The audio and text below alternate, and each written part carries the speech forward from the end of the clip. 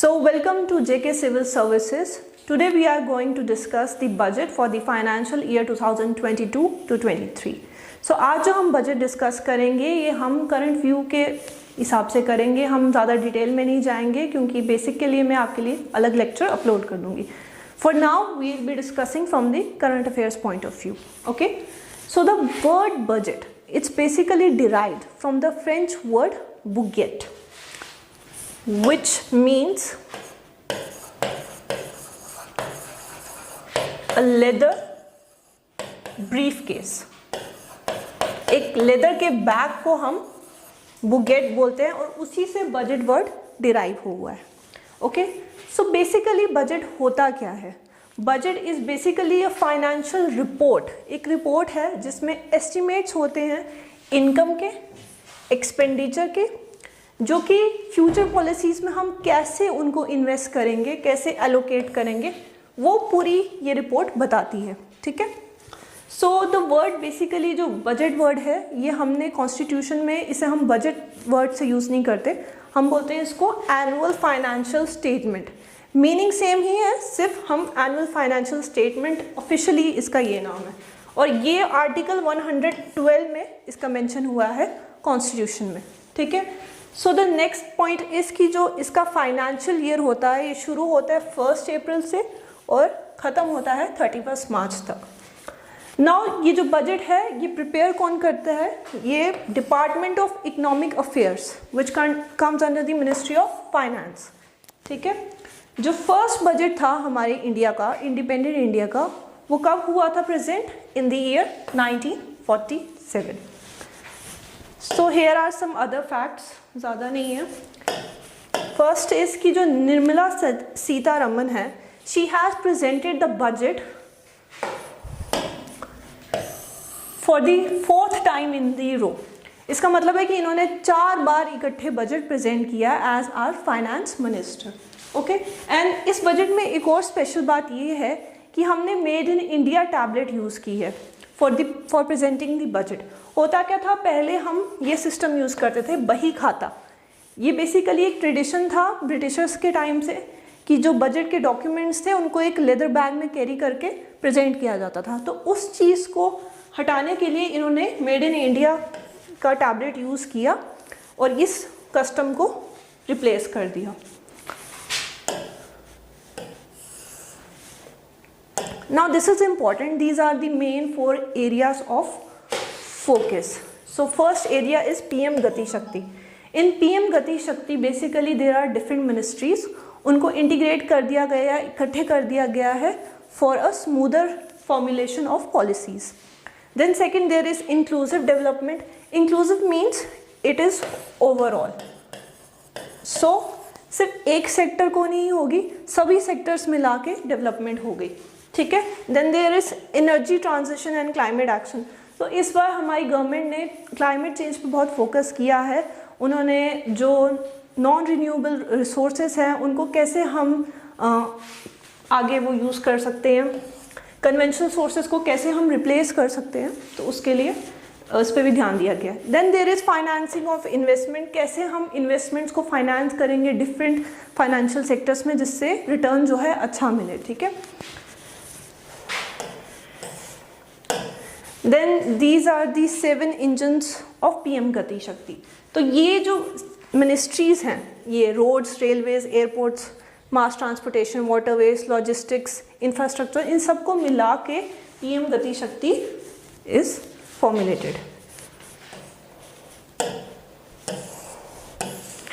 Now अब हम अलग अलग सेक्टर्स डिस्कस करेंगे कि अलग अलग सेक्टर्स में क्या चेंजेस आई हैं, क्या पॉलिसीज़ उनके लिए फॉर्मुलेट हुई है.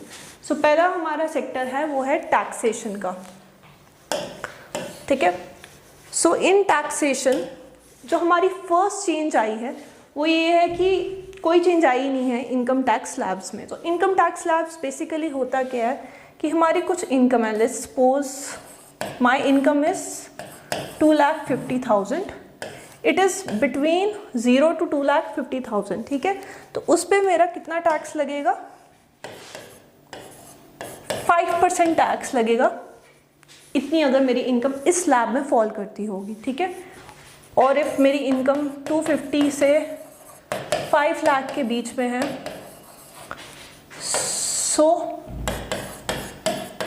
ये रेट लगेगा। मतलब अलग अलग रेट्स होंगे फॉर अलग अलग रेंज ऑफ इनकम, ठीक है। तो इसमें इन्होंने बोला है कि हर साल क्या होता है, यूजुअली वो रेट चेंज करते हैं। इस बार उन्होंने कोई रेट चेंज नहीं किया, जो पुराने रेट्स थे वही चल रहे हैं। फिर नेक्स्ट है tax relief to persons with disability, जो स्पेशल पीपल होते हैं, हैंडीकैप्स, उनके लिए कुछ एक्स्ट्रा टैक्स बेनिफिट्स, उनको एक्स्ट्रा डिडक्शंस मिलेंगी। So that is also important. The next point is updated return, the next point is 30% tax on cryptocurrency. Now this is very important. Cryptocurrency is basically our digital currency, digital assets like Bitcoin. So basically होगा क्या कि पहले cryptocurrency पे tax नहीं लगता था, अब इन्होंने 30% टैक्स कर दिया, जो कि बहुत ज़्यादा है। सो होगा कि जब भी टैक्स लगेगा, आप जो भी ट्रांजेक्शन करोगे, ठीक है, जो भी आपको प्रॉफिट होगा उस ट्रांजेक्शन पे, उस पर टैक्स लगेगा, ठीक है। और आपको 1% एक्स्ट्रा टैक्स देना पड़ेगा, जो भी कोई भी ट्रांजैक्शन होगी उस पर 1% टैक्स लगेगा ही लगेगा, ठीक है।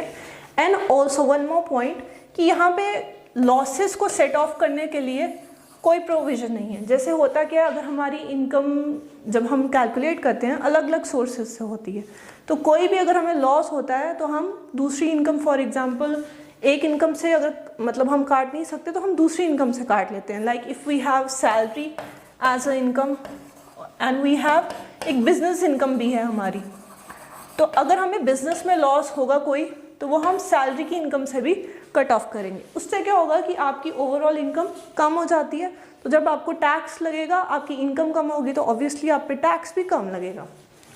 तो इसमें भी यही है कि, मगर इसमें प्रॉब्लम ये है कि आप किसी और इनकम से इसे डिडक्ट नहीं कर सकते, सिर्फ क्रिप्टो करेंसी की ही कोई इनकम होगी उससे ही डिडक्ट कर सकते हो। तो ये एक काइंड ऑफ कॉन बोल सकते हो आप इसका।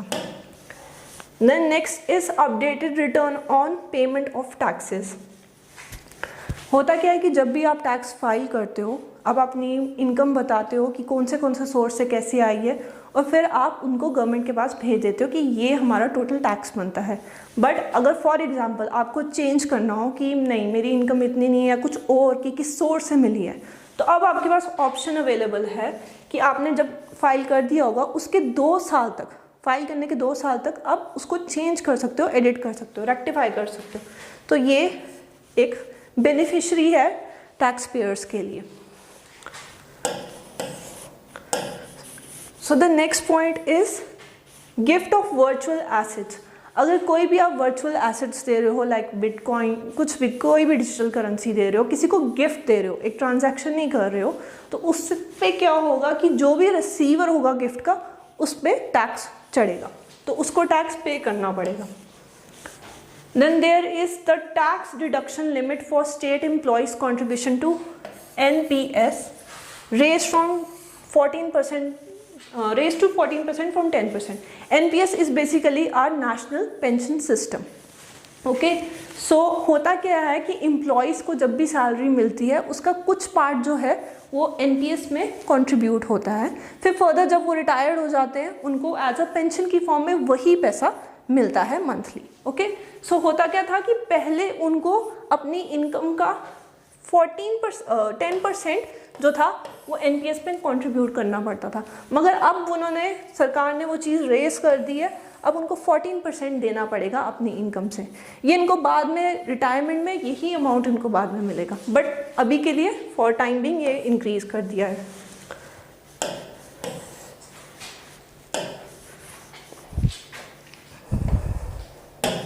ओके, सो अगर कोई भी आपको लॉन्ग टर्म कैपिटल गेन्स होते हैं, कैपिटल गेन्स तब होते हैं लॉन्ग टर्म जब आप कोई भी इन्वेस्टमेंट या कोई भी प्रॉपर्टी आप अपनी सेल करते हो, तो आपको जो गेन होता है तो उसको हम बोलते हैं लॉन्ग टर्म। लॉन्ग टर्म इसलिए क्योंकि इसका जो गेन होता है ये मोर देन 1 ईयर होता है, मे बी 1 to 3 years, ठीक है। तो जितने भी आपको ये लॉन्ग टर्म कैपिटल गेन मिलेगा, इस पर आपकी टैक्सेशन कितनी होगी, 15%।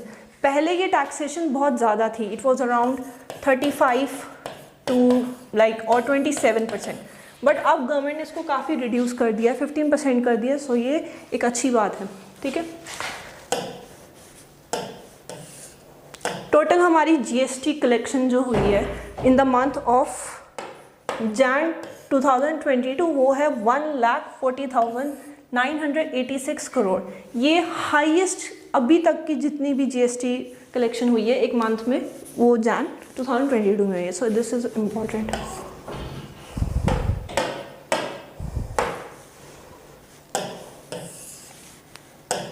ओके, अब हमारा नेक्स्ट सेक्टर है वो है infrastructure.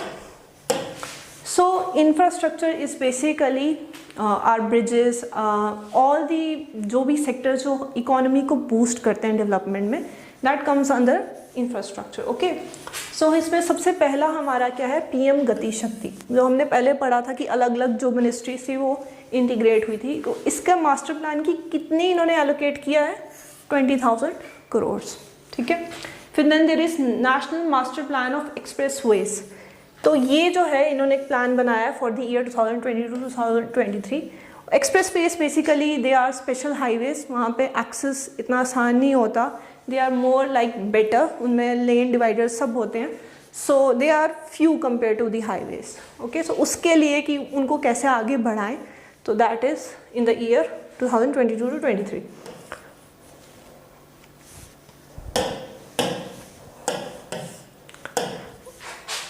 Then there is national highway network. ये एक हाईवे नेटवर्क एक्सपैंड करना है हमने बाय 25,000 किलोमीटर्स इस साल में। इन द ईयर 2022-23 गवर्नमेंट ने टारगेट रखा है कि इतना किलोमीटर्स हमने एक्सपैंड करना है नेशनल हाईवे का network. Okay, so next is 2000 new generation Vande Bharat trains to be manufactured in next 3 years। 400 new Vande Bharat trains जो होंगी वो इस ईयर में, in the next 3 years they will be manufactured.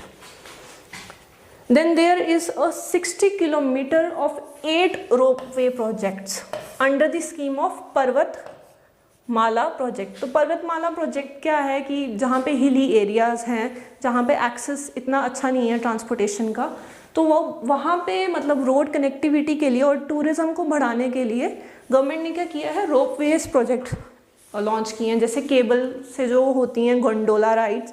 Okay, so that comes under this, and ये even it is applicable in JNK, so this is important. So 60 kilometre की 8 ropeway projects जो हैं वो लॉन्च होंगी, and this will be launch in PPP mode, that is public private partnership. That is कि जो भी इनको बनाएंगी, जो इनको ऑपरेट करेंगी, वो बोथ सेक्टर्स होंगे, पब्लिक और प्राइवेट सेक्टर की पार्टनरशिप है, सिर्फ पब्लिक सेक्टर के पास नहीं है ये। ठीक है,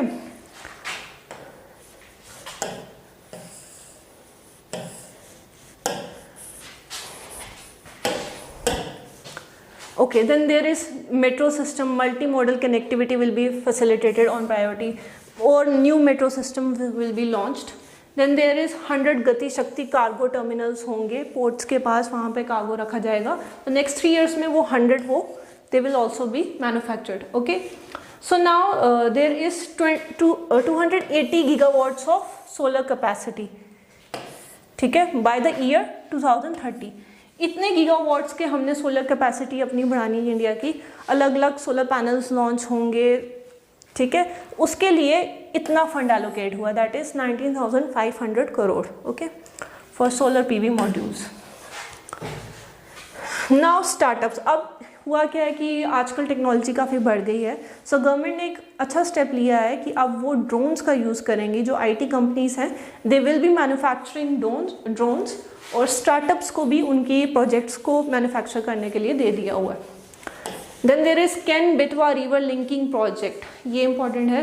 केन जो रिवर है वो कहाँ पे है, इन मध्य प्रदेश। ओके, और जो बेतवा रिवर है it is in UP।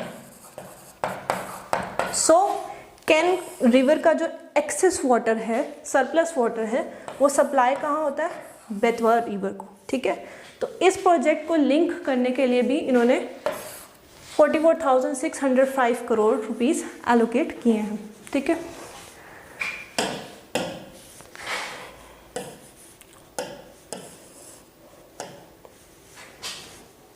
Okay, and हमारे JNK के टोटल जो हमें एलोकेट हुआ है फंड, वो हुआ है 1,42,000 crore. So this is an important figure, do remember it.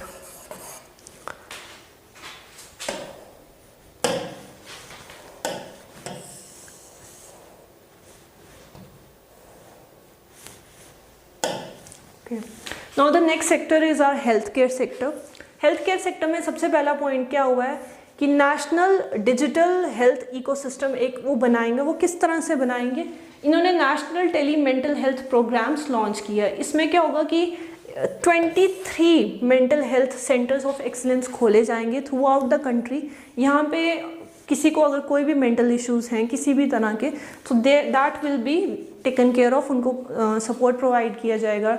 Doctors के लिए डॉक्टर्स की अपॉइंटमेंट उनको दी जाएगी। So these are the national tele health mental centres of excellence. Okay, now जो बजट की एलोकेशन हुई है हेल्थ केयर सेक्टर के लिए वो हुई है 86,200 crore rupees, which is not a lot, it is just 0.23% of the whole budget. So यहाँ पे गवर्नमेंट ने ज़्यादा इन्वेस्ट नहीं किया है। Okay, so there are some benefits to women and children.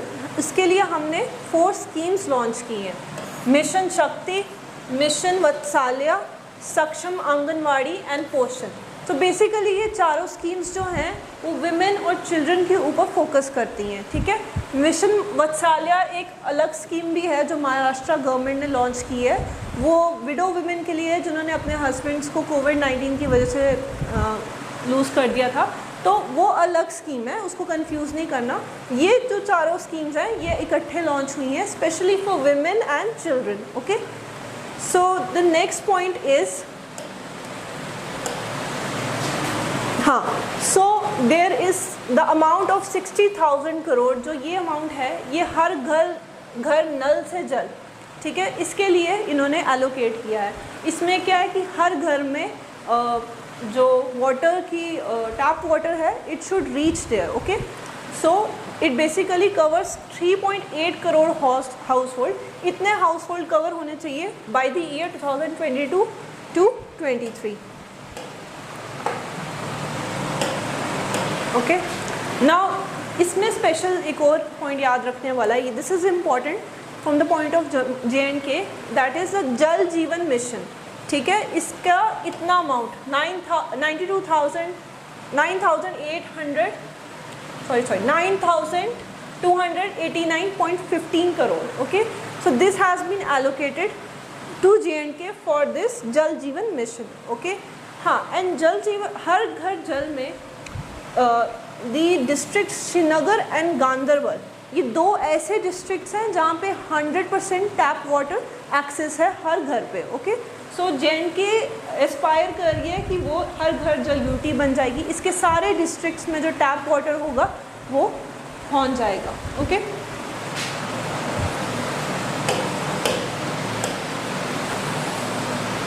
Now the next sector is agriculture. Okay, in the agriculture sector जो पहली scheme है वो है procurement of wheat, paddy and kharif and rabi crops, benefiting over 1 crore farmers. So ये अलग अलग wheat, paddy is rice, kharif and rabi crops अलग अलग ये जो गवर्नमेंट है ये गवर्नमेंट बाय करेगी फार्मर्स से ताकि 1 करोड़ फार्मर्स को नुकसान ना हो। Okay, and second is 2.37 lakh crore. ये इतना अमाउंट जो है ये टोटल जो है ये डायरेक्ट पे होगा फार्मर्स के बैंक अकाउंट्स में, ये डायरेक्ट जाएगा ये amount.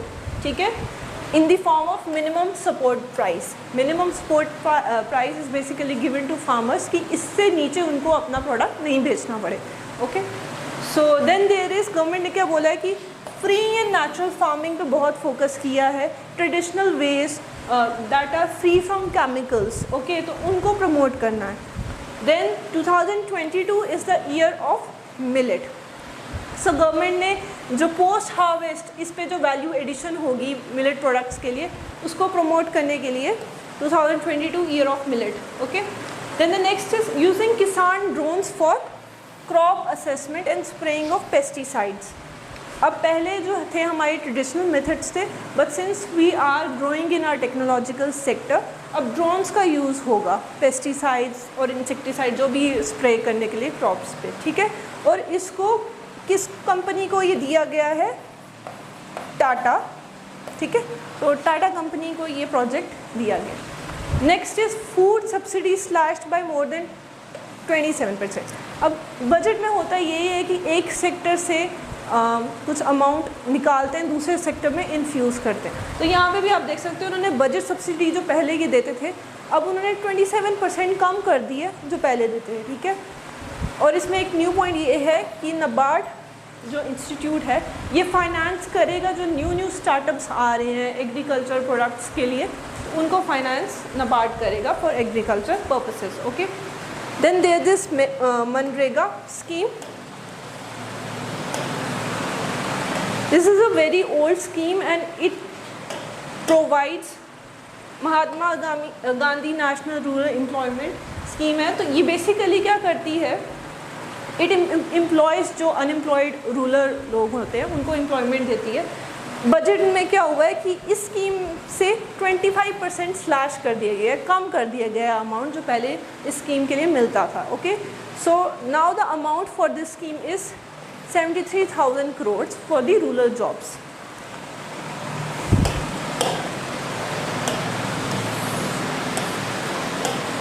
Now next is the education sector. Education sector में भी काफ़ी चेंजेस आई हैं। First is 1 class 1 TV। So in 1 class 1 TV होता क्या है कि जब कोविड-19 हुआ तो मोस्टली जितनी भी क्लासेस थे वो ऑनलाइन कंडक्ट होने लग गई, मगर कुछ ऐसे बच्चे थे जिनके पास इंटरनेट का एक्सेस नहीं था।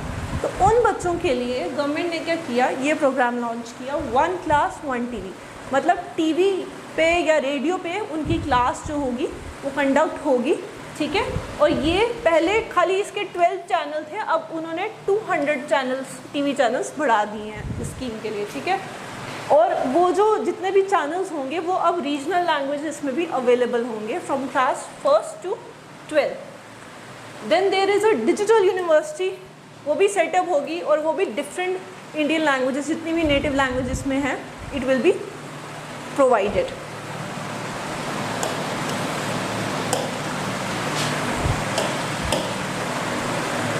Now the next is digital development, कि हमने डिजिटली किस तरह से इस सेक्टर में डेवलपमेंट की है। सो अकॉर्डिंग टू बजट अब हमारी गवर्नमेंट क्या है, एक न्यू करेंसी लॉन्च करने वाली है। This is important. So this is basically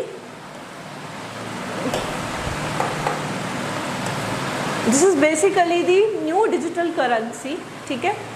ये जो करेंसी होगी ये डिजिटली लॉन्च होगी एंड इसको हम ब्लॉकचेन टेक्नोलॉजी से यूज़ करेंगे। ब्लॉकचेन टेक्नोलॉजी इतना ज़्यादा डिटेल में नहीं हम जाएंगे, इट्स बेसिकली एक डाटा बेस है जहाँ पे सभी इन जितनी भी ऑनलाइन ट्रांजैक्शन होगी इस डिजिटल रुपी में, ठीक है, तो वो सब इसमें रिकॉर्ड होंगी, ठीक है। तो ये न्यू डिजिटल रुपी क्यों लॉन्च हुई है, ताकि डिसेंट्रलाइजेशन हो, okay. So the next is 75 digital banking units to be setup across 75 districts. Obviously अब डिजिटल रुपी भी उन्होंने लॉन्च कर दी है तो online banking digital banking units भी लॉन्च होंगी, ठीक है। Then e passport with embedded chip, ये बेसिकली जो काफ़ी डेवलप्ड नेशंस हैं वो ये यूज़ करते हैं। इसमें होता क्या है कि जो हमारा ट्रेडिशनल पासपोर्ट होता है that is in the paper format, okay, मगर इसमें क्या होता है एक चिप भी इंक्लूडेड होती है एंड इस चिप में जितने भी हमारी पर्सनल डिटेल्स, बायोमेट्रिक्स, ठीक है, तो वो सब इस चिप में इंक्लूडेड होता है। तो that will be very beneficial to the government कि जब भी कोई बंदा किसी दूसरी कंट्री में जाएगा वो पासपोर्ट लेके, तो दैट कैन बी वेरीफाइड कि ये नकली पासपोर्ट नहीं है with the help of that chip, okay. तो then next is unique land parcel identification number for IT based management of land records. This is basically called the Aadhaar card for the land, okay. तो होगा क्या कि जो भी आपका land होगा अब उसको एक स्पेशल नंबर दिया जाएगा, एक यूनिक नंबर दिया जाएगा, ओके। एंड उससे क्या होगा कि वो लैंड जो है वो ऑनलाइन वो आइडेंटिफाई हो जाएगा। सो जितने भी लैंड डिस्प्यूट्स होते हैं मोस्टली इन रूरल एरियाज, वहाँ पे काफ़ी ज़्यादा इनहेरिटेंस के डिस्प्यूट होते हैं और बिटवीन पीपल, तो उनको सुलझाने के लिए गवर्नमेंट ने ये इनिशिएटिव लिया है।